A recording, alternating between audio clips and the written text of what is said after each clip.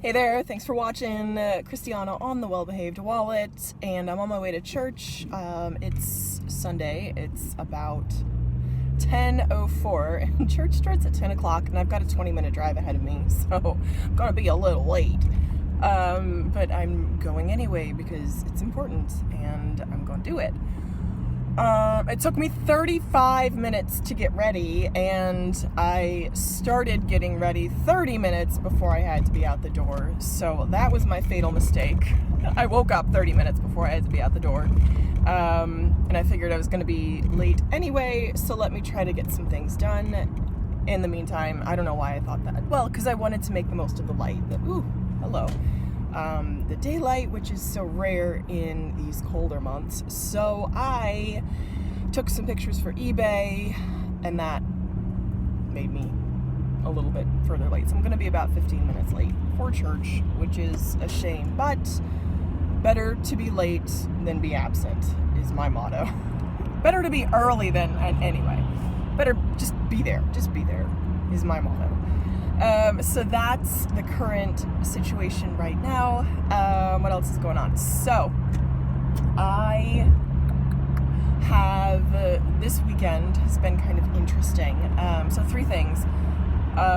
Continuing minimalist decluttering, my weekend sort of rhythm routine, and then something that's going to be really expensive and kind of has me a little bit off kilter, but I'm going to deal with it.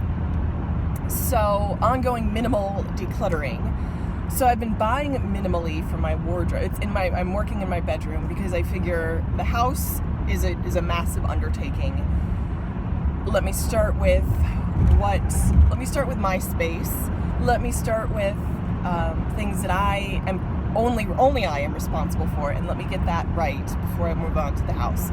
This is also what I feel is like the lowest, is the easiest place to start because it's probably the simplest just to do. So I figured that's my way in. So I was doing that this weekend, and I'm working on my drawers and my closet. And even though I've been buying minimally for the past 6 years, there is still ongoing decluttering to be done, which is interesting. So this weekend, kind of the past couple days, I started on Thursday-ish, on Wednesday, and then continued through. I pulled everything out of the drawers, pulled everything out of the closet, and put it on into another room, and that way I feel like I'll go into that room and take out what I want, and after a week or two, anything that I haven't reached for is just getting either donated completely or put into storage or archive, or one mom I heard from calls it purgatory. She takes away her kids' toys that aren't picked up and she puts them in toy purgatory, and I'm like, let me put my clothes into clothes purgatory, and that way if I haven't reached for them in a year or so, away they go. No pain. no mess. So that is my plan as far as clothes go, but it's energy, and it's like thought, and it's effort. So that's there. It's wonderful. The result is wonderful, but it does take a little bit of like push. So that's thing one. Thing two is my weekend rhythm. And that's something I've kind of been trying to work on and moderate, because ideally, in my ideal world, what I like is to get all my chores done on Saturday, chores, errands, whatnot done on Saturday, so I can relax on Sunday and not have to worry about any of that. What usually ends up happening is I collapse on Saturday and do next to nothing. I try to go to my Pilates Yoga Burn class on Saturday morning, but then I'm done for the rest of the day. I take a nap, and then I'm done. I'm out of commission, pretty much. And then Sunday, in a worst case scenario, I feel really toast, and I don't want to do anything, and I'm beating myself up for not getting more done on Saturday, and that's what ends up happening on Sunday. Or I scramble around and I try to get things done, like grocery shopping and laundry and whatnot. So that is kind of what has been happening. So I figure, let me try to just embrace the natural rhythm of where things are, and not trying to force myself into something that's not working right now. So I'll give I'm gonna try this out and see how it works on a normal weekend when I don't have anything special planned. I will try to just give myself Saturday off guilt-free and just say, enjoy it, take this Saturday, rest, be well. And then on Sunday, and have Saturday be my Sabbath, then on Sunday, I can go to church, which is work. I mean, let's be honest, church is work. It's wonderful, and I think it's a very wonderful and good thing to do, but it's work. So Sunday I'll go to church and then do my groceries and anything else that needs to get done. So that's my plan as far as adapting and embracing my weekend rhythm. That's thing 2. Thing 3, and this is a pricey one, and this kind of made me a little bit not so happy, not so good, but it just needed to be done, or needs to be done. So I went and I got the mail. I don't usually get the mail every day. I get it usually weekly. So I got the mail, and I saw in the mail a registered letter that came from our neighbor, or I saw like a delivery slip, and I was like, that's weird, like our next door neighbor, and I'm like, okay. So I kind of put it off until tonight, and I was kind of leafing through relaxing last night, which was Saturday, and looking at catalogs, and I see this letter, and I'm like, let me see what's going on with that. So I opened up the letter, and it's like a 3-page typed document about how our trees in our yard had caused damage to their house, and they needed to be taken care of immediately. And here's the thing, yes, they do need to be taken care of. The trees absolutely need to be pruned and taken care of. Yes, like that's absolutely something that needs to be done. And they had included pictures of the damage, like printed out, and I'm like, all right. I'm making it based on I'm making it with this much margin, and the estimates we've gotten for tree service are on the low end $1,500, on the high end $3,000 to $4,000, and I'm sitting there going, okay, like great, wonderful, thanks neighbors. And these guys have been our neighbors for like 30 years, and like their kids babysit us, and like it's like, okay, all right, like okay. So it's just a little frustrating, and at the time I was like, I didn't really know how to handle it. Last night at like 9:30, and I'm like getting ready to go to bed. Great, great. So I was like, okay, what's my plan of action?